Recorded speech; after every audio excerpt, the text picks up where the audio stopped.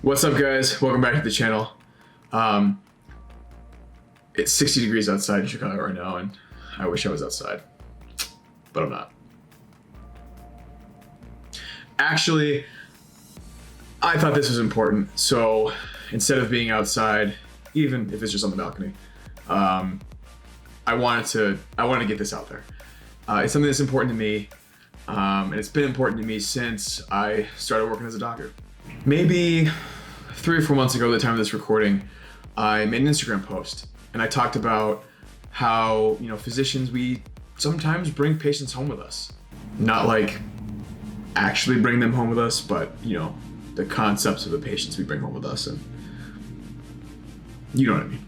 And I talked about how sometimes that's what really gets to you as a doctor, and just how tough it actually is.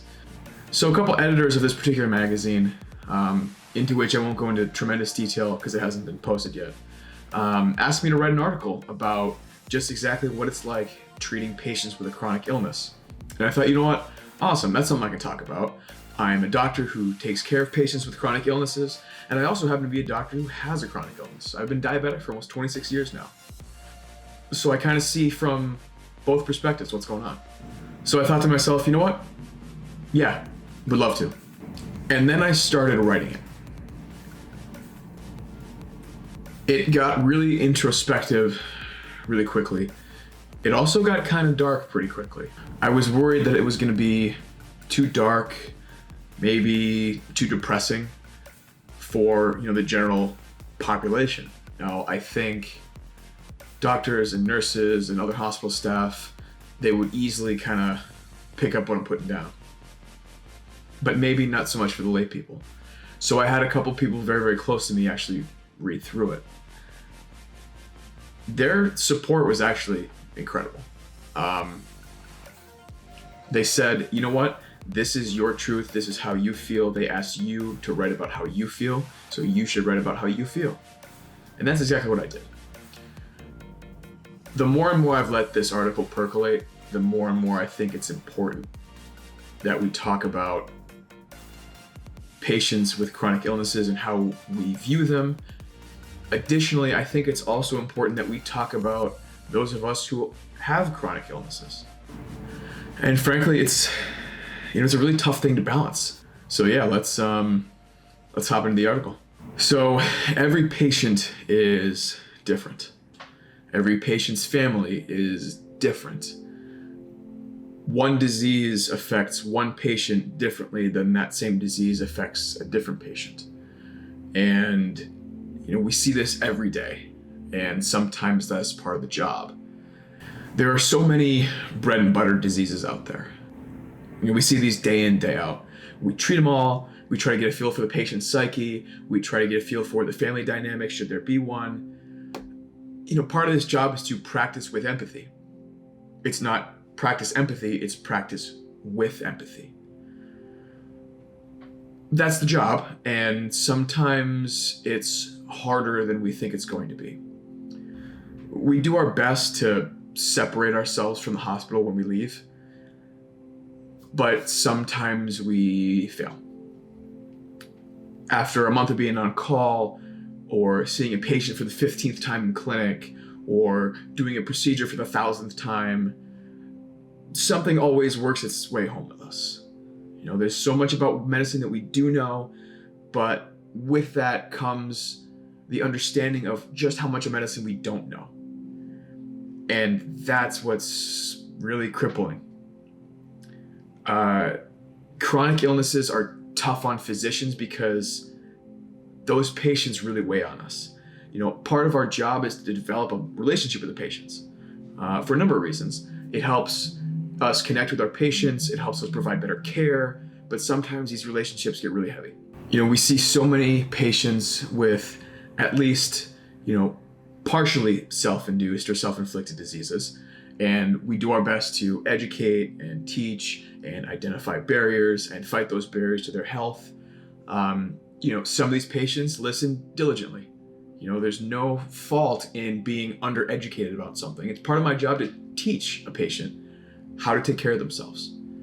But some patients don't. And that's the game we play every single day. That being said, some patients can't be cured through no fault of their own. Those tend to be the patients that really haunt us, or at least me. Some chronic illnesses can be managed with medications to varying degrees of success.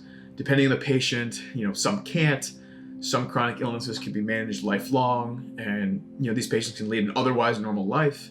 But some come with an unfortunate and rapid decline that we know is going to happen. We just don't know exactly when. And some of these patients just fall in between.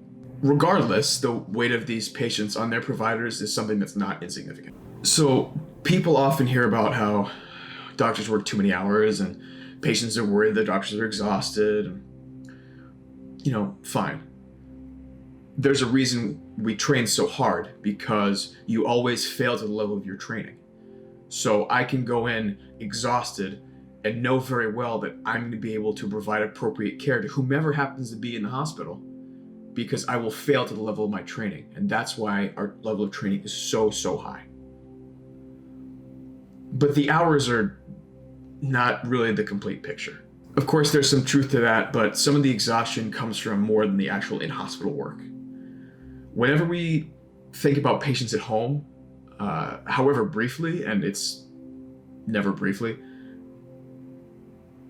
that weighs on us too, and that's what exhausts us too. We always think, should we have done something differently? Could we have done something differently? The answer is usually no. And then there's, should I do something differently next time? The answer is usually no. And since the answer is no, you'd think this might make it easier to cope. You'd be wrong. Those patients weigh on us every time. But then I got to thinking, some of us physicians also have these chronic illnesses. I think of it as kind of a double-edged sword. Like I said, I've been a type 1 diabetic since 1994. It's been a long time. I've had plenty of experience with my disease from both the patient standing and the physician standing. I feel very comfortable about talking about my experience with diabetes to those who either want to or need to listen.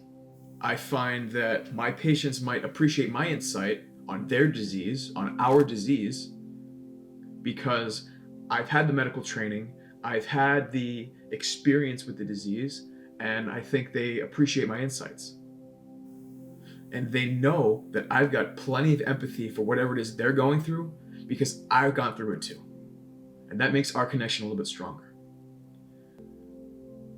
But what I will never get used to is watching my disease cripple other people. I've seen plenty of people younger than I am suffer from the most dire complications from diabetes. End-stage renal disease on dialysis, loss of vision, they went blind, losing their toes, feet, legs, hands, fingers, gone. What's more, I remember all of these patients. I feel terrible for them. I feel terrible for them. I feel terrible for their families. But they haunt me. I see how terribly their disease impacts their lives and the sacrifices their families now make for them. And yeah. And I go to bed every single night and I think, am I next?